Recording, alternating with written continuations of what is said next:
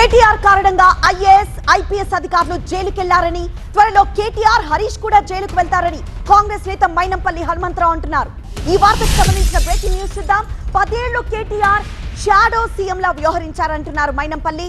ఎక్కడికి వెళ్లినా కేటీఆర్ ఇష్టం వచ్చినట్లు మాట్లాడుతున్నారు. కేటీఆర్ అరాచకాలపై పుస్తకం రాసి ప్రతి ఇంటికి పంచుతామంటున్నారు మైనంపల్లి. కేటీఆర్ కారణంగా ఐఏఎస్ ఐపీఎస్ అధికారులు జైలుకు వెళ్లారంటున్నారు. త్వరలో కేటీఆర్ హరీష్ కూడా జైలుకు వెళ్తారంటున్నారు మైనంపల్లి.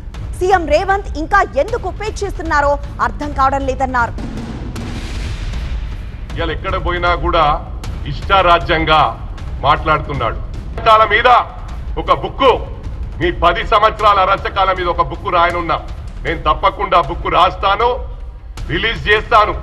జీవితాలు, ఐఏఎస్ ఆఫీసర్ జీవితాలు, ఐపీఎస్ ఆఫీసర్ జీవితాలు నాశనం చేసిన ఘనత కూడా మీకే దక్కిందిరా. ఎందుకంటే ఆయన అరవింద్ కుమార్ను ఇటుగొట్టు, ఇటు అమౌంట్ ట్రాన్స్ఫర్ చేయి, ఇటుగొట్టు అన్నారు.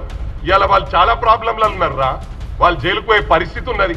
ఇవాళ ఎంతో మంది ఐపీఎస్ వాళ్ళు, అడిషనల్ డీసీపీలు మీరు చేసిన వలన జైలు ఇవాళ సీకు లెక్క పెడుతున్నారు.